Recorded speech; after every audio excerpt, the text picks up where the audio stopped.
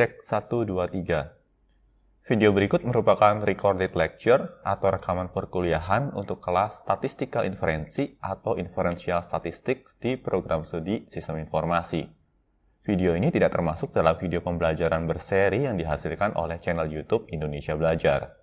Di sini saya menggunakan channel Indonesia Belajar sebagai media untuk mendistribusikan video ini ke mahasiswa didik di kelas saya. Ini dilakukan sebagai respon terhadap pengurangan aktivitas belajar mengajar secara fisik di lingkungan kampus. Semoga recorded lecture ini dapat dimanfaatkan sebaik-baiknya untuk menggantikan sesi perkuliahan konvensional. Nah, di sini saya akan coba mulai sesi perkuliahan kita. Materinya melanjutkan dari materi bahasan yang dibahas pada sesi perkuliahan konvensional sebelumnya. Topiknya masih terkait dengan confidence interval, ya. Jadi kita masih berada di bab 6 saat ini. Tetapi kali ini kita melangkah ke subbab 6.3. Ya, di sini kita akan belajar terkait confidence interval ya untuk population proportions ya atau confidence interval for population proportions. Point estimate for a population proportion. Nah, di sini probability of success in a single trial of a binomial experiment is P. Nah, untuk subbab 6.3 ini, ya, konteks distribusinya adalah distribusi binomial atau binomial distributions. Nah, seperti kita ketahui, kalau kita berbicara mengenai binomial distributions, itu pasti nanti ada P dan Q. Ya, di mana P adalah probability untuk sukses, dan Q nanti merupakan probability untuk gagal. Kita berbicara mengenai P dulu ya. This probability is a population proportions. Nah, P dan Q itu merupakan data yang diperoleh dari populasi ya. In these sections, we will learn how to estimate a population proportions P using confidence interval. Nah, di sini kita akan belajar bagaimana sih mengestimasi ya atau menebak atau memprediksi P dan Q nantinya ya untuk population proportion berdasarkan data sampel yang kita miliki. As with confidence interval for mu, we will start with a point estimate.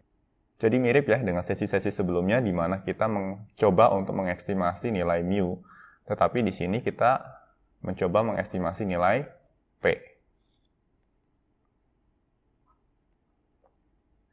Nah, point estimate untuk kasus kita kali ini adalah ya, the point estimate for P ya, or the population of success is given by the proportion of successes in a sample and is denoted by P hat ya. Ini dibacanya sebagai P hat. Jadi P dengan tanda caping ini dibaca sebagai P hat. Nah, penanda hat atau penanda caping ini cukup umum digunakan dalam dunia statistik untuk menggambarkan atau untuk merepresentasikan estimasi ataupun prediksi. Ya, jadi kalau di sini ada P hat, ini berarti estimasi atau prediksi untuk P. Nah, rumusnya adalah ya X. X berarti jumlah kesuksesan dari sampel kita, lalu dibagi dengan N, yaitu ruang sampelnya atau sample size-nya. Where X is the number of success in the sample, ya, and N is the sample size. Oke. X adalah jumlah sukses di dalam sampel kita, dan N adalah ukuran dari sampel yang kita miliki. Berikutnya, the point estimate for the population proportion of failure is, nah, kalau sudah dapat P hat-nya, kita bisa mengestimasi Q hat-nya, ya, atau proporsi untuk failure-nya. Ya, caranya tinggal 1 dikurangi dengan P hat saja. The symbol P hat and Q hat are read as P hat and Q hat. Ya, jadi cara bacanya P hat dan Q hat. Oke, seperti itu.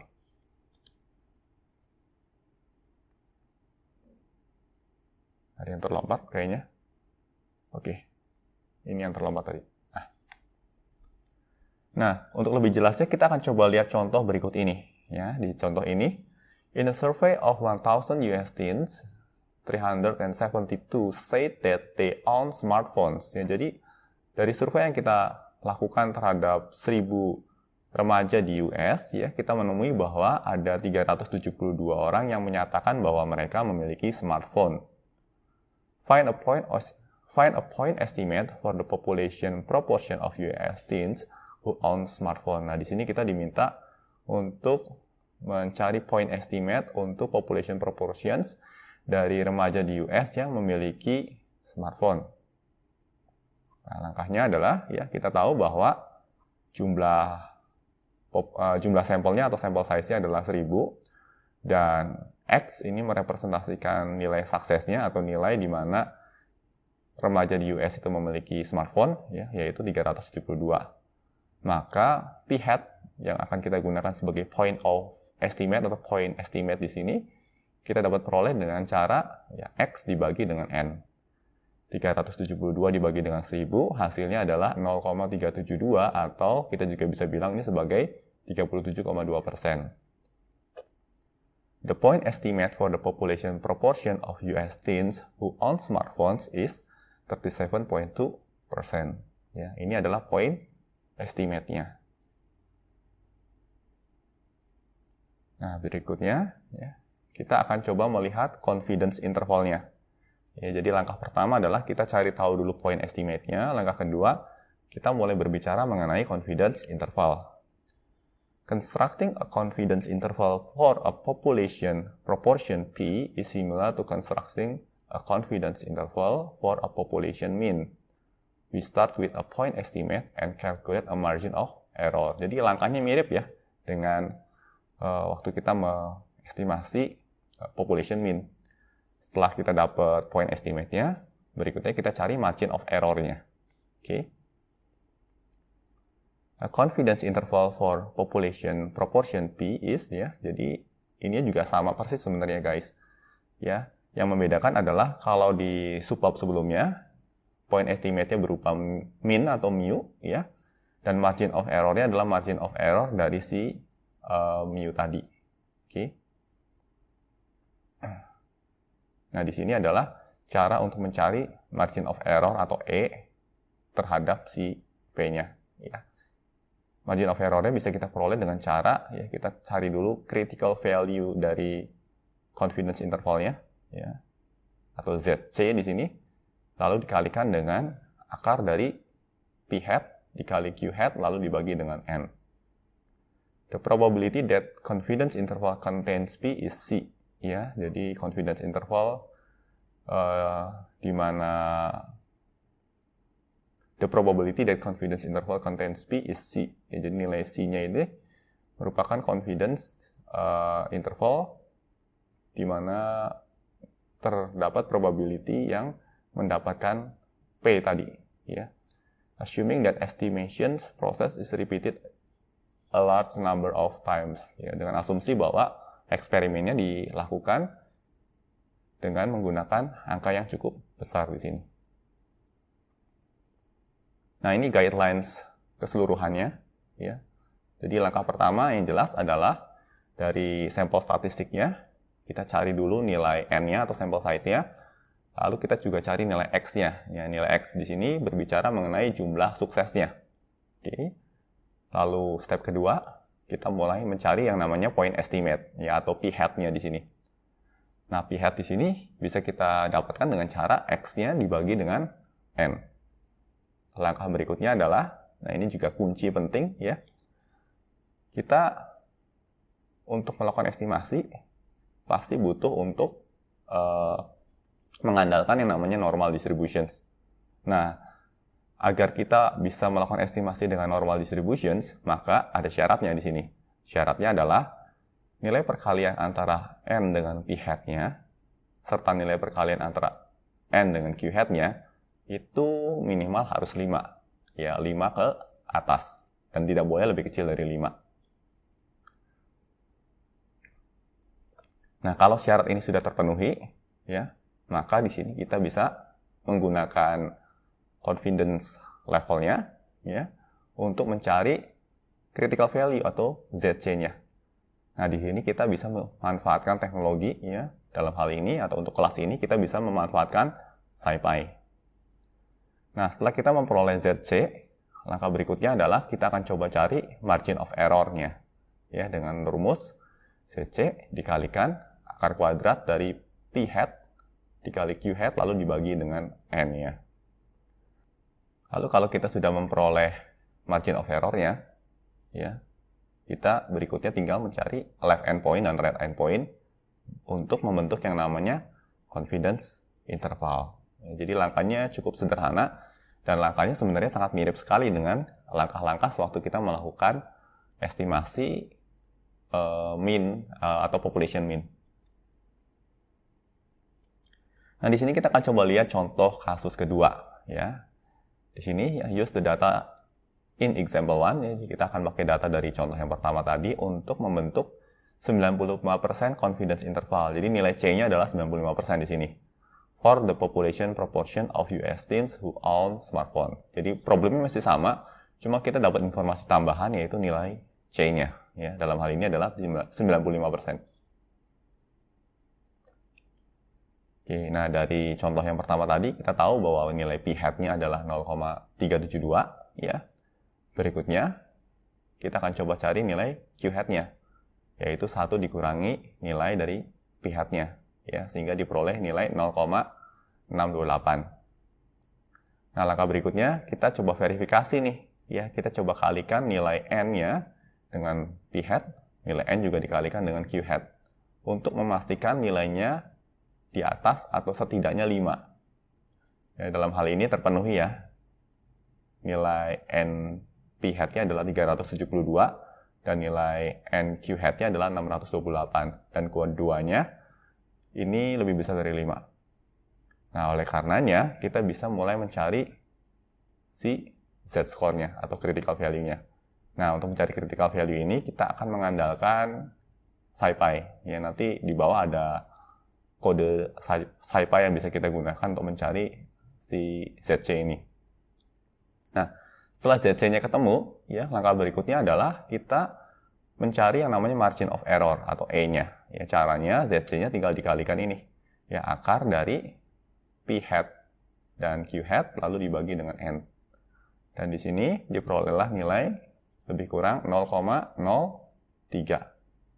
Nah, ini adalah nilai E-nya. Nah, nilai E ini kita gunakan untuk membangun atau membuat yang namanya confidence interval. Ya, di mana untuk left endpoint-nya berarti p-hat dikurangi E, ya. Right endpoint-nya p-hat ditambah dengan nilai E tadi.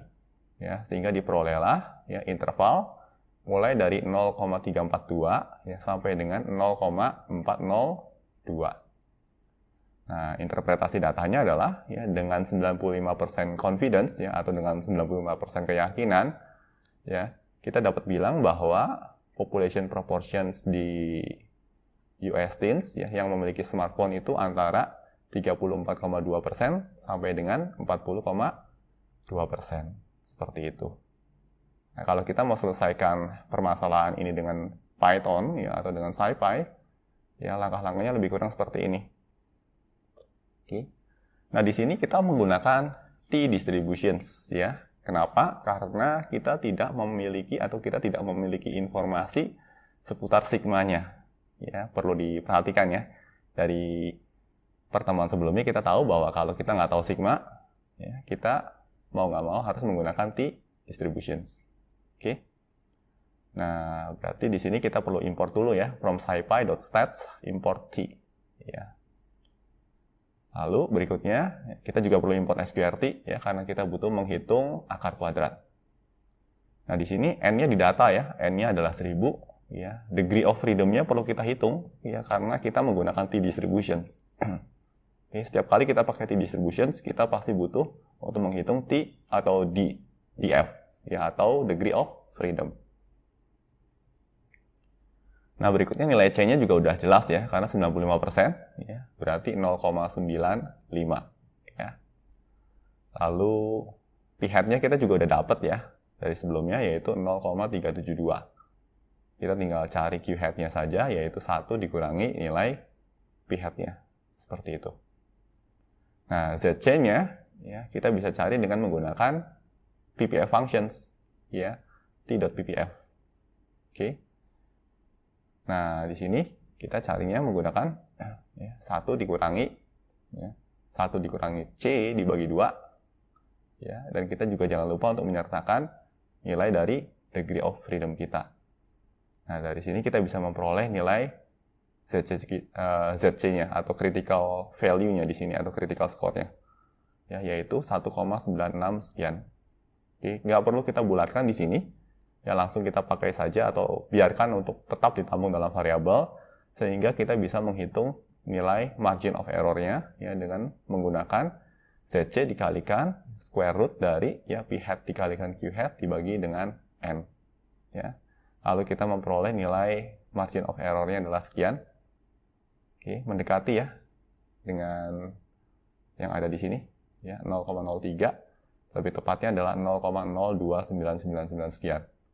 Oke, lalu kita hitung left endpoint dan right endpoint-nya ya. Di mana left endpoint berarti P hat dikurangi margin of error-nya dan right endpoint berarti P hat ditambahkan dengan margin of error-nya. Oke, nah ini cara pertama. Kita juga punya cara kedua. Ya, kalau kita mau langsung lompat untuk mendapatkan intervalnya. Ya, caranya tinggal t.interval.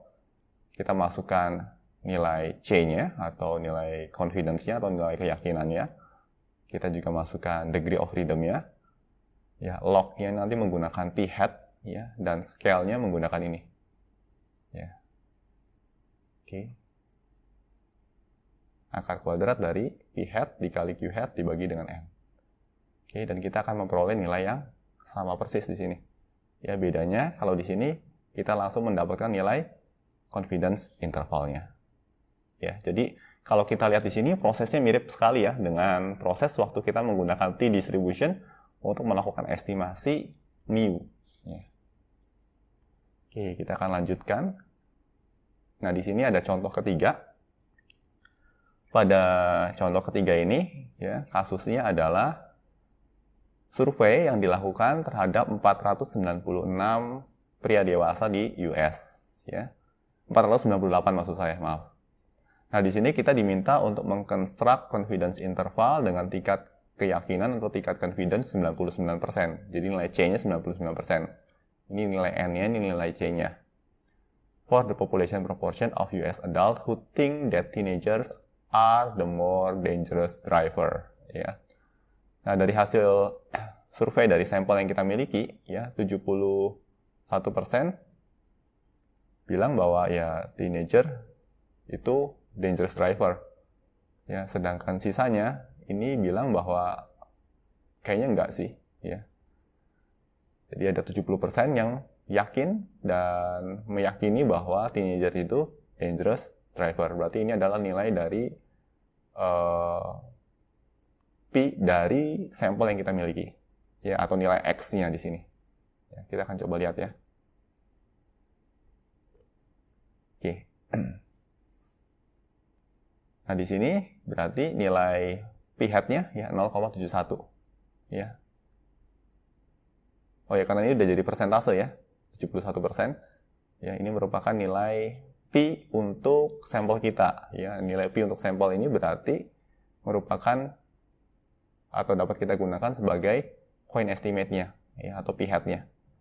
Nilainya adalah 0,71. Ya, dari P hat ini kita bisa mencari Q hat-nya.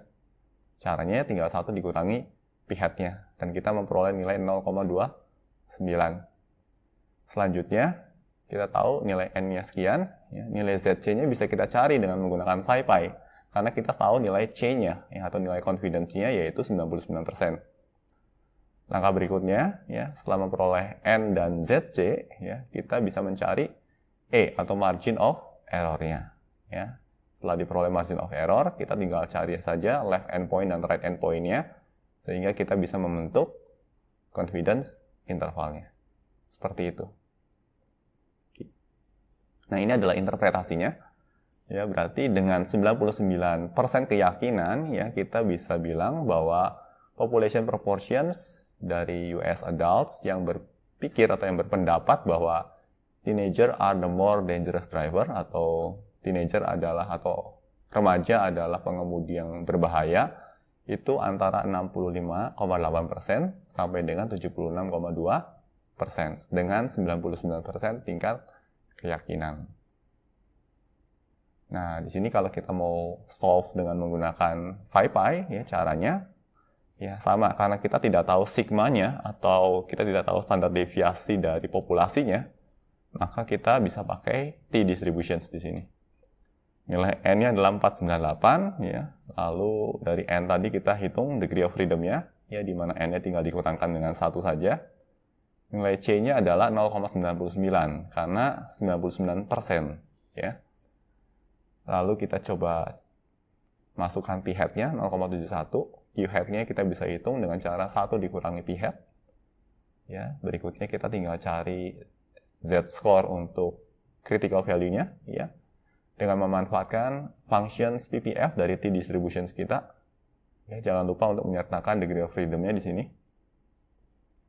Setelah kita memperoleh z critical-nya, ya, kita bisa cari margin of error-nya, ya, dengan menggunakan rumus yang sama, ya.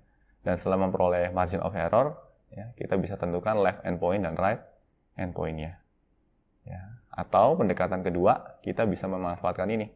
Ya, t.interval, ya, kita cukup sertakan nilai c-nya, nilai df-nya, ya, log-nya kita set di p-hat, dan scale-nya kita menggunakan, ya, akar kuadrat dari p-hat dikali q-hat dibagi dengan n. Ya, hasilnya akan sama persis. Ya, bedanya, pendekatan kedua ini, ya, langsung memperoleh nilai confidence intervalnya, ya, tanpa harus menghitung atau mencari tahu ZC dan margin of error-nya, ya, karena proses kalkulasinya sudah dilakukan oleh interval function ini. Oke, kita akan coba lihat, ya, berikutnya. Nah, di sini langkah berikutnya adalah mencari tahu jumlah sampel minimum atau ukuran sampel minimum yang harus dipenuhi, ya, untuk mencapai nilai tertentu yang kita inginkan. Nah, di sini one way to increase the precision of a confidence interval without decreasing the level of confidence is to increase the sample size. Ya, jadi kalau kita mau presisinya meningkat, ya, presisinya meningkat berarti si confidence intervalnya menyempit, ya. Oke. Tetapi kita juga nggak mau mengorbankan level dari confidence, ya, atau level keyakinannya, ya, maka cara yang paling tepat adalah dengan meningkatkan sample size. Nah, di sini, ya, andai kata kita tahu nilai C-nya berapa, ya, nah dari nilai C ini, ya, kita juga dikasih tahu margin of error-nya berapa yang kita inginkan, ya. Nah, dengan informasi C dan E ini, ya, kita bisa menentukan nilai sampel minimum yang harus dipenuhi. Ya, caranya, sebenarnya cara ini diperoleh dari rumus untuk mencari E.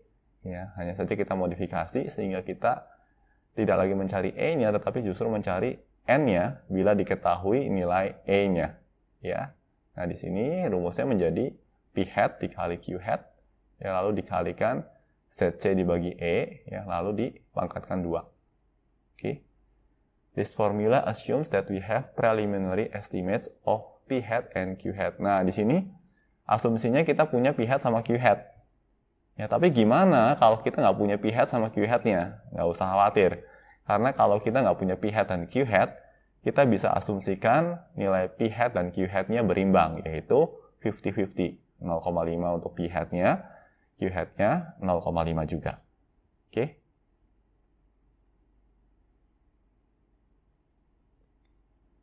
Nah, di sini kita akan coba lihat contoh kasus yang keempat, ya. Nah, kasus keempat ini berbicara mengenai bagaimana menentukan nilai sampel minimum. You are running a political campaign and wish to estimate with 95% confidence the population proportions of registered voter who will vote for your candidate. Nah, di sini kita mau membuat estimasi terkait dengan berapa sih registered voter yang akan memilih untuk kandidat kita. Dengan tingkat keyakinan atau nilai C-nya adalah 95%. Ya. Your estimate must be accurate within 3% of the population proportions. Ya, jadi kita berharap nilai akurasinya adalah 3% di sini. Nah, di sini ya find the minimum sample size needed, ya. Kita diminta untuk mencari tahu berapa sih nilai atau ukuran dari sampel kita, ya. Nah, di sini ada 2 pertanyaan. Yang pertama, no preliminary estimate is established. Ya, di sini asumsinya kita nggak tahu P hat dan Q hat-nya. Nah, untuk soal yang kedua, ya, asumsikan bahwa nilai P hat-nya adalah 0,31. Ya. Kita akan coba lihat bagaimana caranya. Ya. Untuk yang P hat dan Q hat-nya tidak kita ketahui, ya, kita bisa asumsikan nilai P hat-nya adalah 0,5 dan nilai Q hat-nya adalah 0,5 juga. Lalu berikutnya kita tinggal cari ZC-nya saja, ya. ZC-nya ini ya, kita peroleh nilai 1,96, ya. ZC ini diperoleh dengan memanfaatkan SciPy, ya, karena kita tahu nilai C-nya, ya, dengan menggunakan PPF functions. Lalu ya nilai margin of error-nya kita juga tak tahu, ya, 0,03, ya. Nah, oleh karenanya kita bisa mencari nilai n-nya. Caranya, ya, tinggal memanfaatkan rumus yang tadi, P hat dan Q hat-nya dikalikan ZC dibagi dengan E pangkatkan 2. Ya, hasilnya mendekati 1067,11. Nah, karena ini pecahan, ya, maka kita akan bulatkan ke atas. Ya.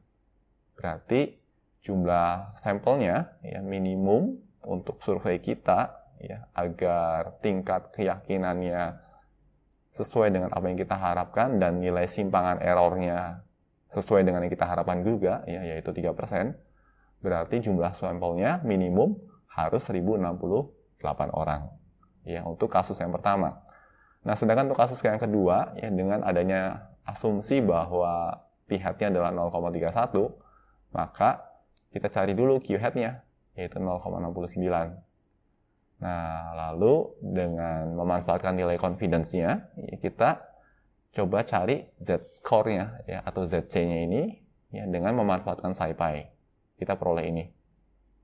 Oke. Margin of error-nya sudah disampaikan di soal, yaitu 0,03. Ya, berikutnya kita akan gunakan rumus yang sama dan diperolehlah nilai seperti ini. Ya, di sini angkanya lebih kecil, ya, yaitu hanya butuh 914 responden, ya, atau 9014 untuk sampel size-nya. Gitu. Nah, ini interpretasinya, ya. With no preliminary estimate, ya. Kalau tanpa adanya preliminary estimate, ya, minimum sampel size-nya, ya, setidaknya harus 1068. Tetapi kalau kita punya preliminary estimates dan dengan nilai preliminary estimate-nya adalah 0,31, maka ukuran sampel size-nya nggak perlu terlalu besar, ya, atau nggak perlu sebesar yang pertama. Kita cukup menggunakan sampel size dengan ukuran minimum 914 saja. Ya, lebih kurang seperti itu interpretasinya. Oke. Nah, ini adalah akhir dari bahasan untuk subbab 6.3. Ya, jadi harapannya mahasiswa juga bisa mengikuti dengan baik dan bisa memahaminya. Oke. Nah, selepas ini video ini akan saya upload di channel Indonesia Belajar. Nanti harapannya mahasiswa juga bisa mempelajarinya, ya.